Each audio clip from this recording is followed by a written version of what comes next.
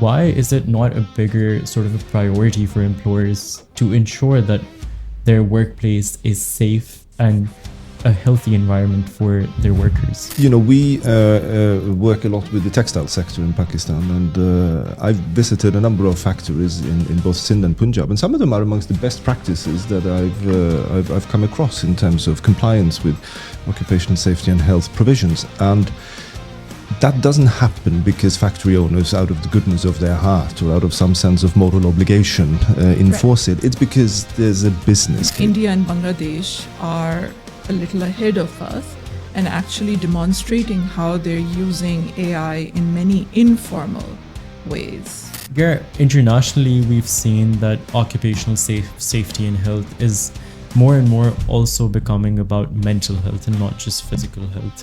Is that a conversation that's a long way for us Pakistanis, or is that something that's also being worked upon internally? Occupational safety and health, it's not sort of an optional extra that you can choose or not to respect. It is a fundamental worker right to go home from work safe, sound. Assalamu alaikum and welcome to Pakistan Observer podcast. मेरा नाम अब्दुल्ला मलिक है और मेरे साथ मौजूद हैं Geir T. Tonstol. Geir is the country director of the International Labour Organization in Pakistan, working for all things labour and its development. We also have with us Dr. Ayesha Khan, who is the CEO of the Akhtar Hamid Khan Foundation, known for her community empowerment work, urban poverty work, and sustainable development across Pakistan. Thank you guys for being here and welcome to Pakistan Observer. Thank you so much for joining, for taking out the time, and I'm so excited to be speaking to you guys throughout this podcast. Before people tune out thinking that this is just going to be yet another boring conversation, I want to highlight a few important statistics or facts. In Pakistan, more than 70% of the people work without any formal contracts. That means there's no protection, there's no reporting system, and there's also no one to look towards when things go bad. Every 37th worker is injured or has an accident in a year. And with just 39 safety inspectors for over 33,000 factories, the problem speaks for itself. So today we're sat here with these two important people to ask some important questions. We're going to ask them how we make Pakistan's workplace safer, smarter, and fairer for everyone. Thank you guys again for being here. Without further ado, Geir, I would want to pose the first question to you. As I've just said that every 37th worker in the country gets injured on the job in a single year. Why aren't we treating this as a natural catastrophe in the country?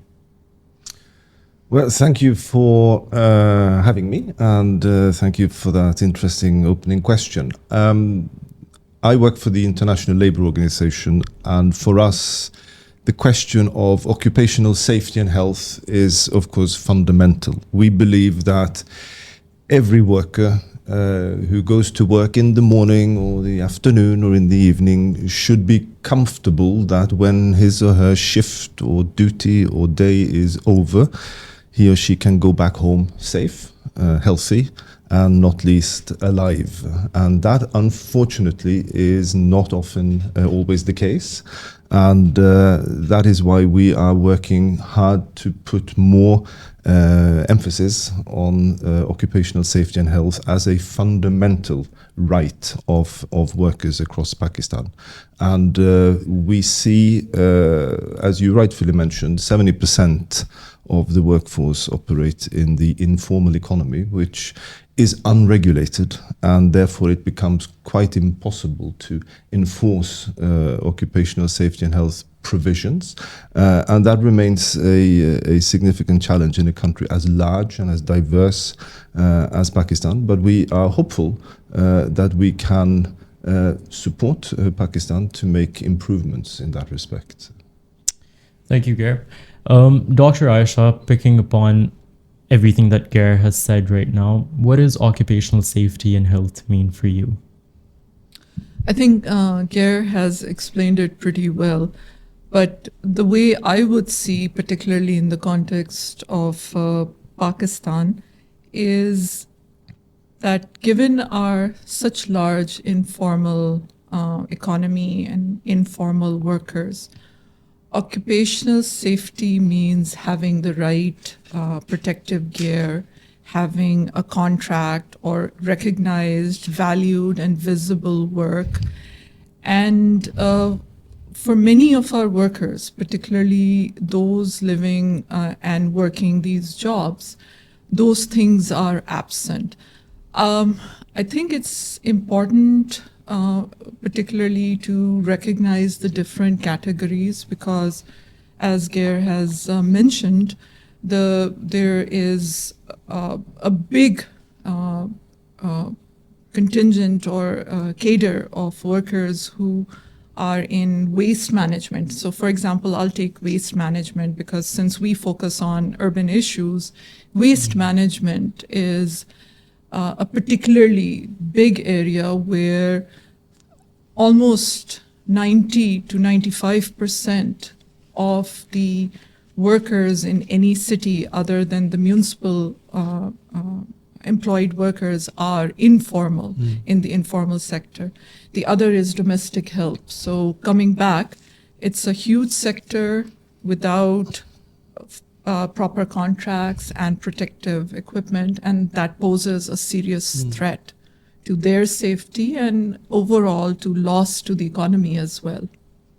If I can just add to that, because it's very important, I think, to highlight that there are certain sectors of the economy that are particularly exposed to workplace accidents and hazards. And we see very clearly in Pakistan that there are some sectors that stand out.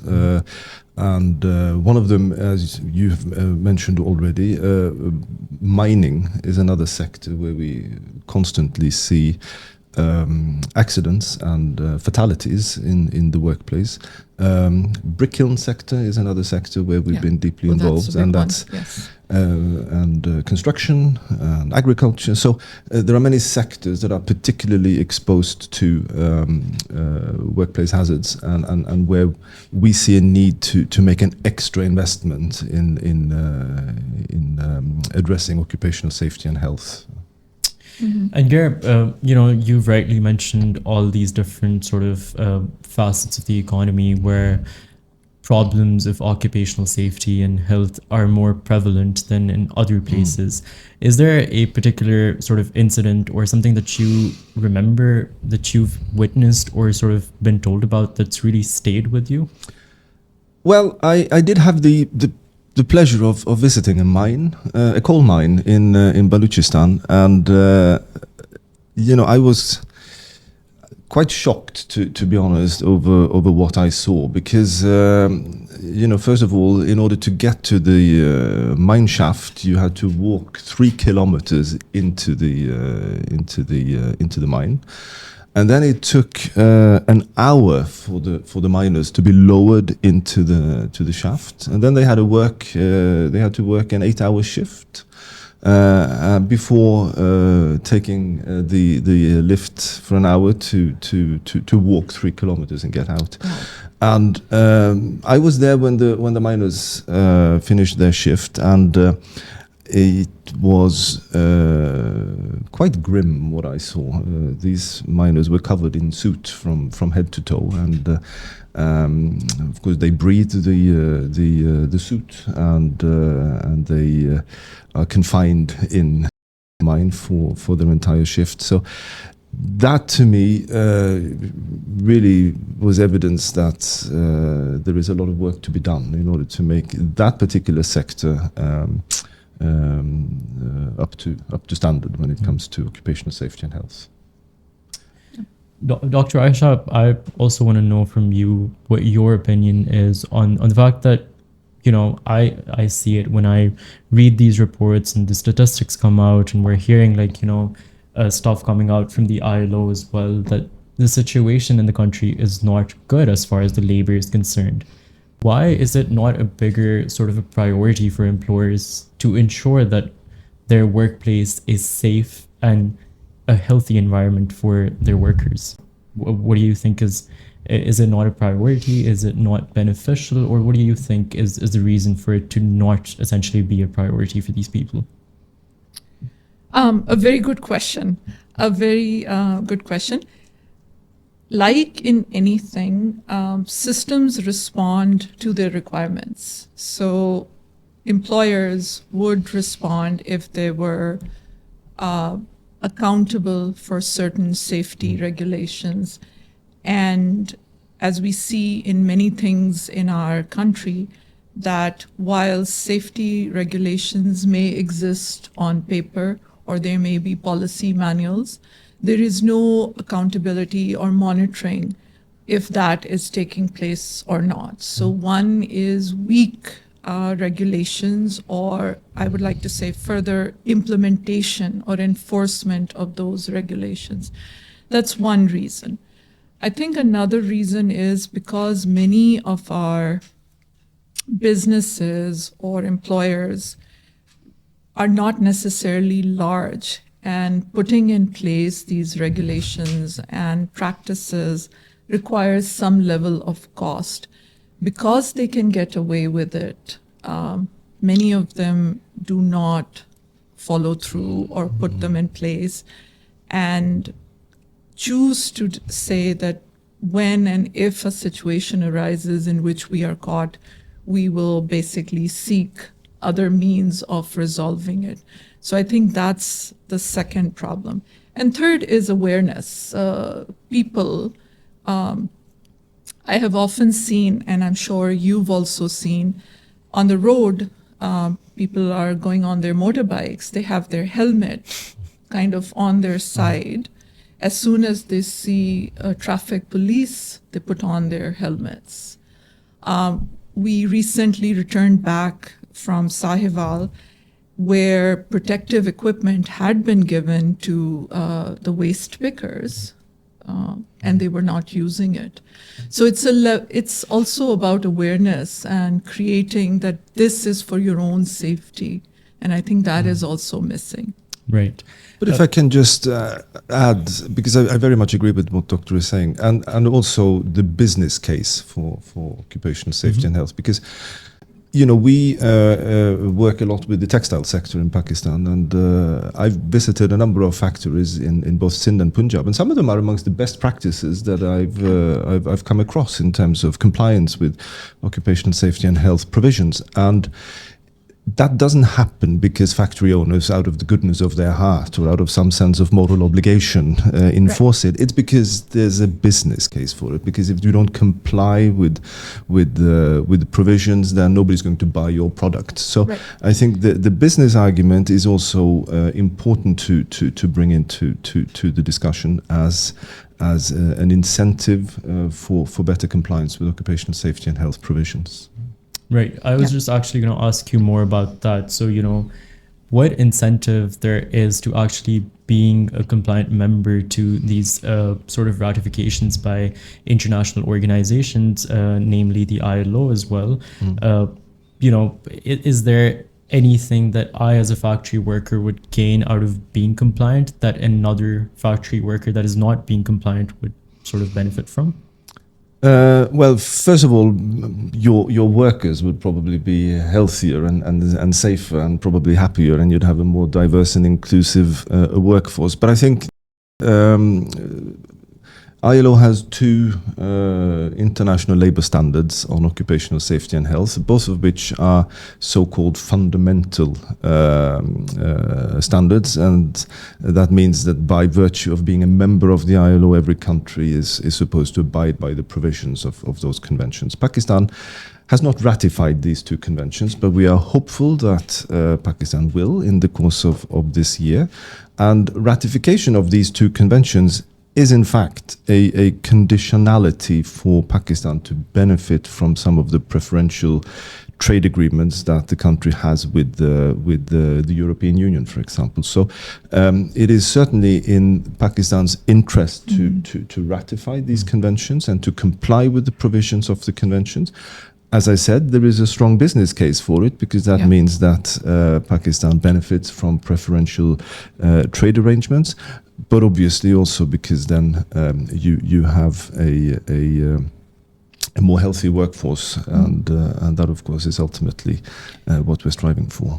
If I may ask, what is their reason for not ratifying it? Like, what are some of because the provinces are independent, I suspect this is not something that the federal government can ratify. Yeah, ratification of international conventions and treaties is a federal responsibility. So it is indeed at federal level that ratification takes place.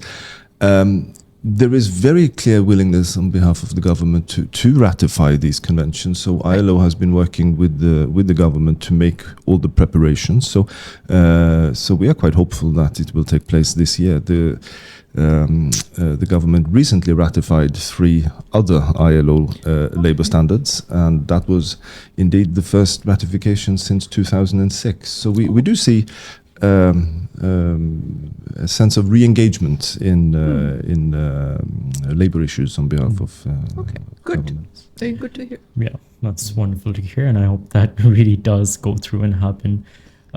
Dr. Ayesha, this year's Occupational Safety and Health Day theme surrounds digitization, the use of technology, and artificial intelligence at workplace. Now, ever since this theme has come out, there's a lot of debate in Pakistan how this theme actually makes sense for our country, where people don't even have so much so as a helmet. Right. How do you see that? As far as digitization is concerned, as far as artificial intelligence is concerned, do you think our work practices can be in line with those and we can benefit from the transition that's going on globally? I would like to say I hope so. I also would feel that the catching up or the entry of AI into our mainstream will be faster than previously for other advancements. And how do I see it? Let's just take a few specific examples. In major cities, particularly in Lahore, for example, and also in Rawalpindi, the municipal corporation has started using digitized tracking systems for their waste collection and their workers to. One step forward would be, a lot of times their workers go down into sewage lines where there's presence of toxic gases. Methane is a classic example, and there have been incidences of death for sewage workers. AI or digitization and technology can help by having maybe in their helmets sensors, and these sensors are already being used in many other developed and some developing countries. So that's just like one example. What I'm more concerned about is that how will this adoption, since we don't even have a registry of informal waste pickers, how will this adoption go into categories, or as you mentioned, different sectors where the workers are in the informal category? So I'm very hopeful that in the formal workers, technology will trickle through, but how it will trickle through in the informal workforce is something that I think we actively need to discuss and debate, rather than just letting it be a passive process. Right, and I mean, I definitely see the benefits of the use of artificial intelligence in sort of making workplaces more safe and also more healthy. But then there comes up the climate debate. The use of AI is leading to a lot of climate issues. But climate issues are also leading to a lot of occupational safety and health issues. Right. So it's like a chicken and hen situation going on right now. How do you see that? I mean, how do you see climate change, AI, and occupational safety and health? So to generate AI, there is a lot of energy requirement.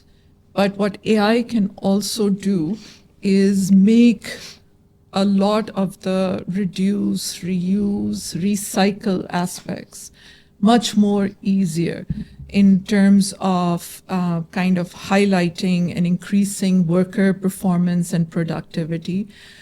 So I don't have an easy answer, but there is obviously a need to look at if AI going up is causing a climate effect, or is the savings that it causes in terms of recycling and reuse, is that compensating for it? So I don't have a clear answer, but I think overall, the use of AI should make, at least it has, made things in other countries more efficient. And India and Bangladesh are a little ahead of us and actually demonstrating how they're using AI in many informal ways. Right.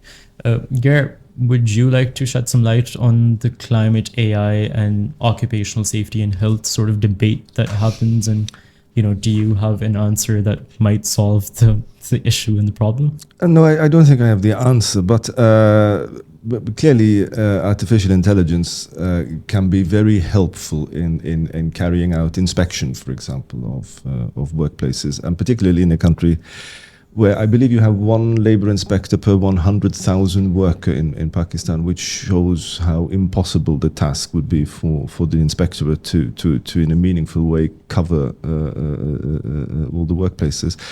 But with artificial intelligence and with tools like mobile inspection apps and monitoring tools, you are able to cover more ground. So I can certainly see a role for artificial intelligence in that respect. And plus, you also have tasks that are dangerous to perform by humans can increasingly be performed by robots, for example, so that you reduce the exposure to workplace hazards and dangers in that sense. So in that sense, yes, artificial intelligence can be tremendously helpful. The climate angle, we see. I think last year the summer in Pakistan was particularly hot, and people were exposed to heat strokes, for example, in provinces was at a record high. So we do see people who work outdoors, people who are exposed to open weather. They increasingly suffer occupational hazards due to climate change, and we also saw, of course, during the floods, livelihoods were lost, but also it caused a lot of accidents for workers who were exposed to the floods. So, yeah, that's certainly a challenge that we're monitoring very closely to see how we can generate solutions that are more responsive to that. So, Geir, I want to make this simpler for the employers, and I don't want them to get so lost in this conversation. What are some of the steps that these employers can take to become more safe, make their workplaces more healthy? Some of the simpler steps, because we often hear that it becomes a money matter, that it costs too much, and Dr. Ayesha also mentioned that it's expensive to be a safe workplace or like an occupationally healthy workplace. Being the ILO, what are some of the recommendations that you guys have in terms of being a safe working place but also cost efficient? Well, often occupational safety and health doesn't have to cost a lot. It's often a question of providing basic training to workers and learning how to correctly use, depending on the work, personal protective equipment, if that's relevant, and how to operate appliances and machines correctly, and so forth. So often it's a question of training and providing some basic equipment, and also making sure that the workplace is equipped with the necessary fire extinguishers and that the electrical appliances are well maintained, etc., to reduce fire hazards. So often it's little things like that which makes a big difference. So let's just be hypothetical, and let's say that camera is your factory employer, and you're just trying to convince him to be occupationally more safe, more healthy. How do you do that in simple words? Well, I would. What kind of a business am I in? I would probably, if I'm talking to an employer, someone who is responsible for a factory, I would say that it's a much lower cost to ensure that the workplace is safe and sorry, I you threw me a little bit with that question. You can do that again if you want to, or we can skip that. And it's tough. You need to know. For example, which industry are you talking about? Yeah.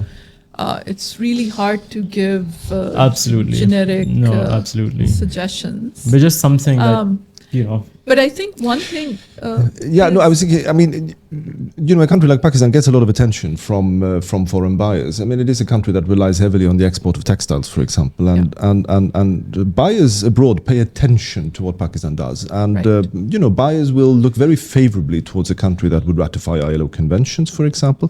But also when it comes to individual factories, buyers and sourcers who come and looking for textiles from Pakistan, of course they will much more favorably consider a factory that has in place provisions for occupational safety and health, and that takes that seriously. So I think my main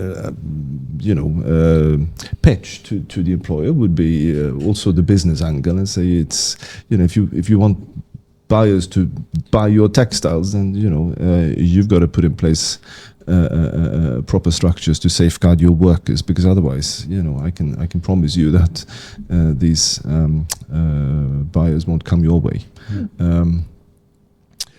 I also wanted to say,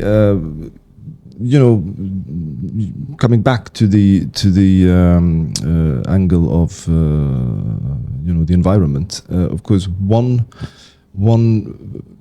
element of the textile industry is the use of chemicals, for example, and often chemicals are used to bleach the jeans or whatnot, and then it's released into the environment afterwards, and of course that has a detrimental impact on the environment, but it's also a very dangerous environment in which to work, because these are dangerous chemicals. And I was just thinking, I had the pleasure of visiting a tannery where indeed the skins were treated with chemicals, and I remember very distinctly that I went over to a pile of hides, and I picked up one, and then some factory supervisor came running over and immediately asked me to wash my hands, because these were covered in chemicals, and it was sort of dangerous, so I had to go and wash my hands. And then I turned around, and then there was the whole factory floor full of workers, doing exactly what I had been doing, but doing it for work, picking up these hides and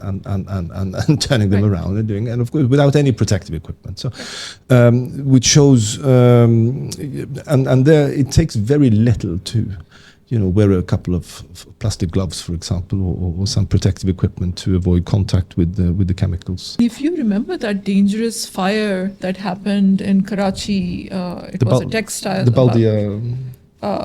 They lost millions and millions of rupees of equipment, and 15, 20 people lost their lives. So at the end, it also makes good business sense. Yes. Absolutely, in the longer sort of term of things. Yeah, absolutely. So, Dr. Ayesha, women face different risks at workplace. They have different occupational safety issues, they have different health issues, they have completely different issues altogether. How do you think we can make sort of amendments, we can make laws, we can make policies that are inclusive of the women at the workplace and sort of are holistic in their approach, including men, women, and it shouldn't be the case, but children as well? Again, a difficult, a simple question, but difficult implementation. And why difficult? Because unless we involve the people who are affected by these working conditions, unless some level of decision making or inputs into decision making is in their hands, it becomes harder because the incentive to adopt such practices is not there. But how can we do it? I think some factories do have unions, and to some extent, unions do help in making it a safe and more accountable environment for their workers. I think another simple thing would be provision of health insurance or having some level of first aid and health facilities available, which again, many of the large employers do have. But the problem comes down to that Pakistan is mainly made up of small and medium-sized employers who are less vigilant of these requirements. So I don't think we have any categorization of which industries are there, who is more compliant, who is not more compliant. So starting out with what is our situation would be a good step.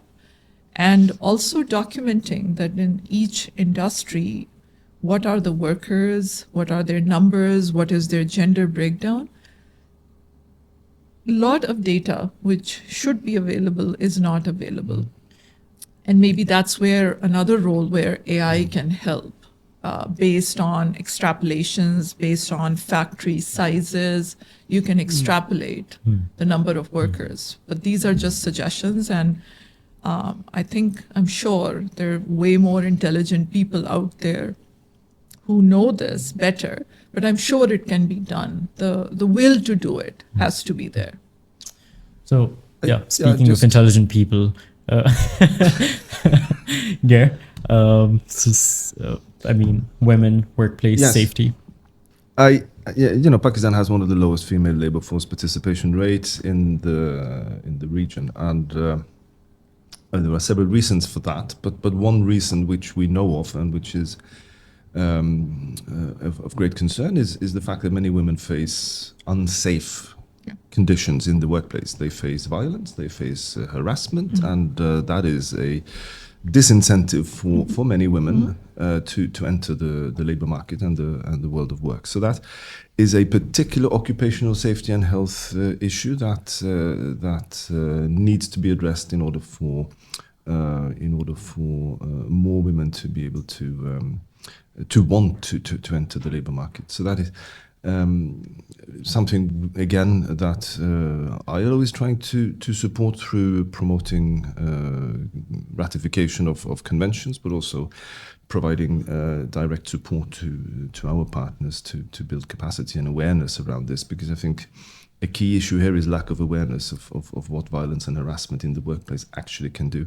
And there's every indication that a diverse workforce, if you have a workforce that is made up of men and women and different backgrounds, etc., is a more productive workforce than if you only have a workforce consisting of one demography only. So there's again a very good rationale for approaching this from various angles.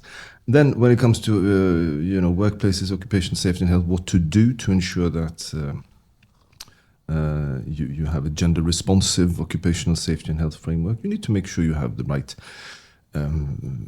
personal protective equipment, that it's appropriate for both women and men, that you have sanitation facilities, and that you also offer maternity provisions and protections, etc., which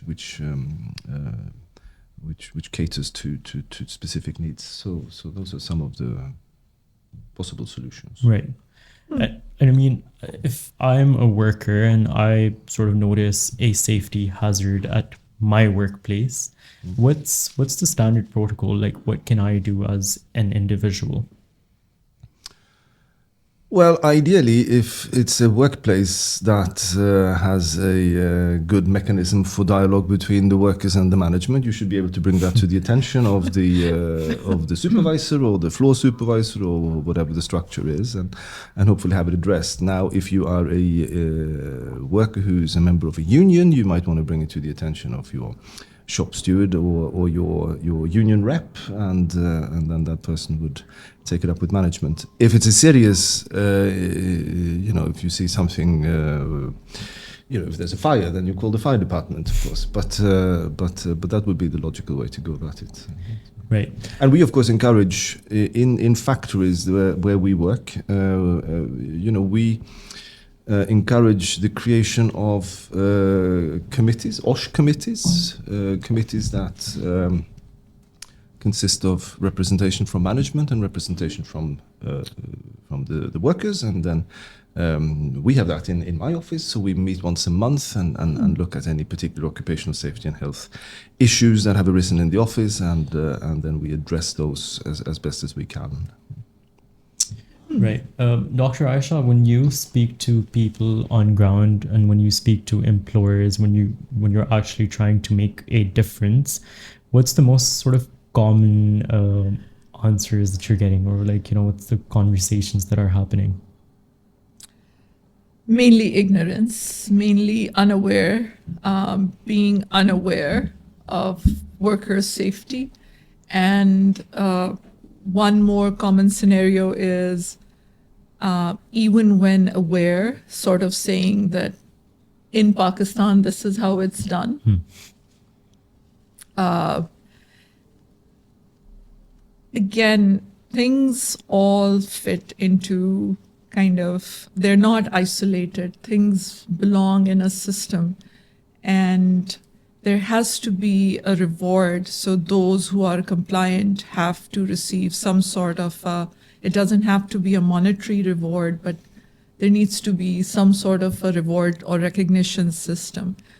And when people see that if someone follows the rules and does things properly, and someone doesn't follow the rules and does not do things properly, the end result is the same. It's a big demotivation. Yeah, I think that's the biggest one, breaking that demotivation, and that end result ends up being the same. And then it becomes difficult to justify why exactly. To be more safe and more compliant with the rules and laws. Geir, internationally, we've seen that occupational safety and health is more and more also becoming about mental health and not just physical health. Is that a conversation that's a long way for us Pakistanis, or is that something that's also being worked upon internally? No, that is it's a very good point. Of course, health is not just physical health; it's also mental health. And at this day and age, I think mental health issues are becoming even more prominent in the workplace. Stress, for example, is something which increasingly affects a large proportion of the workforce. The pace has gone up, and people experience fatigue and they experience burnout, and we also try to encourage employers to take this into account and build that into their occupational safety and health framework, so that there are ways of mitigating risks of facing these issues. So it's very much part of the convention that we are promoting and that we're hopeful that Pakistan will ratify. So it's certainly something we take very seriously. Wonderful. Dr. Ayesha, we can have as many podcasts as possible. We can have conference after conference. We can have conventions. We can have rules on paper. If it's not making a difference on ground, because we're not involving these people that are actually being impacted by all of this in our conversations, how does it make sense? And if we are to involve them, how does that happen? Very good question. I think it is making a difference. I think people are exerting their involvement. It's much slower than it should be, because ourselves and our leadership and our society tends to be very hierarchical, and poverty is associated with somewhat of a lesser status.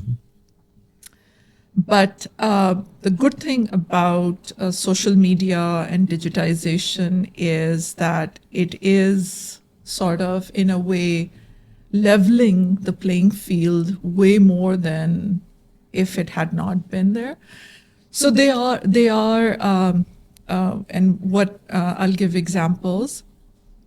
When people face any sort of injustice, harassment, a hazardous situation, they're documenting it and they're sort of putting it on social media. It is a way of putting their voice there. What would be more effective is developing more systematic ways. So, for example, if any program is being devised, including some of these conventions, it would be nice to have from at least major communities representatives, because in every community level there are UC chairs or key activists which can be kind of engaged for their feedback. And what it also does, it gets the information then back out to the people, which is also very important. So those are some suggestions, but we have to involve people. We have to stop equating lack of education and poverty as someone who should not then be involved. We have to stop doing that. Absolutely agreed. Geir, is that something you guys do at the ILO, involving, stakeholders and sort of community leaders from the ground up?